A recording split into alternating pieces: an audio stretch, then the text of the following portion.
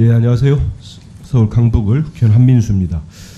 아까 이은기 의원 질의에 오늘 서울행정법원 12부의 결정문 관련해서 김태규 방통위원장 직무대행께서 답변을 제대로 못하시고 결정문을 못 봤다고 해서 저희가 또 의사진행반을 통해서 제안을 했고 정회까지 하면서 결정문을 볼 시간을 드렸습니다. 보셨습니까? 예, 봤습니다. 예. 존경하는 우리 최민희 위원장님께서 그 5인으로 운영돼야 되는 방통위가 2인 구조로 위법적으로 탈법적으로 운영된 지적을 이 결정문에 있다는 말씀을 쭉 해주셨습니다. 저 또한 그 말씀을 드릴 수밖에 없습니다. 한번 보십시오. 15페이지 뭐 다 보셨을 테니까 보면은 피신청인은 방송통신위원회입니다. 왜 판사가 이 법원이 이런 문구까지 실었겠습니까? 5인의 상임위원으로 구성하도록 법률하고 정하게 있는데 뭐 조항도 씁니다. 2명은 제가 우리 가방위 회의장에서 여러 차례 얘기했어요. 제가 이때 청와대 출입기자였습니다. 이거 만들어질 때. 그 과정을 압니다. 2인은 대통령이 지명하고 3인은 국회의 추천을 받아 대통령이 임명하되 쭉 설명을 합니다. 대통령이 소속되거나 소속되던 정당의 교섭단체가 1인을 추천하여 그의 교섭단체가 2인을 추천하도록 되어 있다. 방통위법 제5조 1항 2항 씁니다.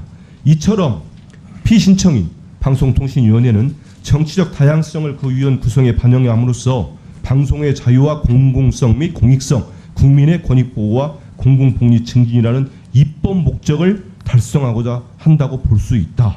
이렇게 돼 있습니다. 여기에다가 방통위법이 회의의 소집과 의결 정족수에 대해서만 규정하고 의사 정족수에 대해서 특별한 규정이 없는 점 이렇게 쭉 쓰면서 결론적으로 이 장에서요 이렇게 나옵니다. 16페이지 앞부분에 있어서 기본적 원칙적으로 정치적 다양성을 반영한 5인의 상임위원으로 구성된 회의를 전제하고 있다고 볼 수 있다. 판사도 하셨고 머리도 좋으시면 알지 않겠습니까? 이번 결정문은 그래서 2인으로 운영하는 건 맞지 않다는 겁니다.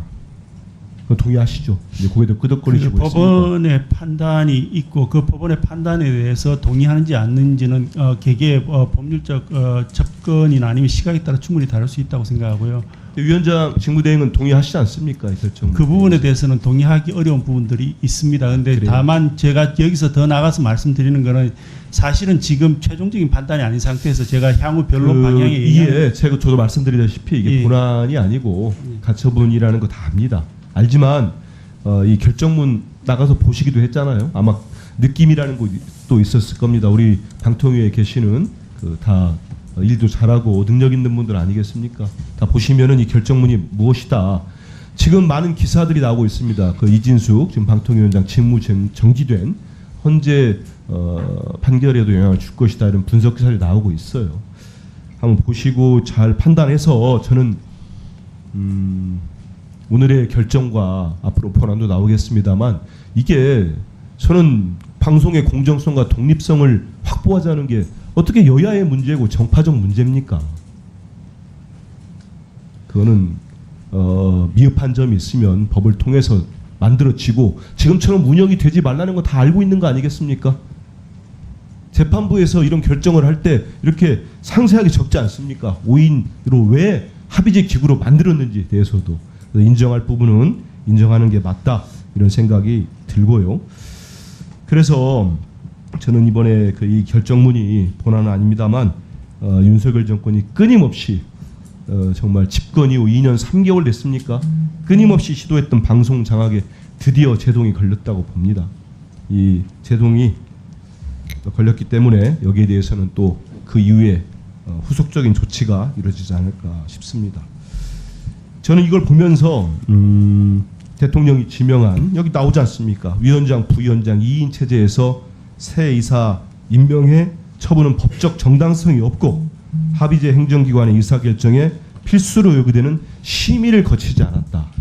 위법성이 크다. 이런 주장을 해왔는데 이게 이번 결정으로 인정됐다고 봅니다.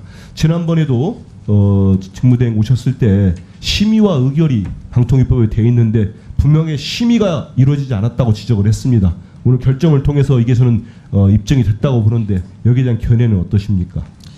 일단 향후에 변론이 계속 이루어질 것이라서 지금 단계에서 변론의 내용에 대해서 판결의 내용에 대해서 구체적으로 제가 언급하는 것은 향후 변론에 영향을 미칠 수 있기 때문에 구체적인 부분에 대해서 말씀 안 드리는 게 맞는 것 같습니다. 예, 그 대행께서는 설마 가처분 신청 인용을 부정하는 건 아니시죠? 그 결과를? 판결의 결과는 법원에서 하는 것이고요. 그리고 아니, 그 결과를 부정하시진 않으시죠? 부정이란 의미를 불복할 거냐 말 아닙니다. 부정과 불복은 달라요. 예, 그래서요. 제가 그래서 입장차로 한번 인하여 법원의 판결이 본안 판결을 받아보겠다 이런 건 있을 수 있습니다. 예, 그런데 그 부정할 수는 없는 거잖아요. 법원의 판결이 존재한다는 사실 자체는 뭐 당연히 인정할 수밖에 없는 부분이고요. 그리고 네, 그래서 다만 지금 이 자리에서 여야가 설왕설래하는 건 정치적 입장을 얘기하는 것입니다.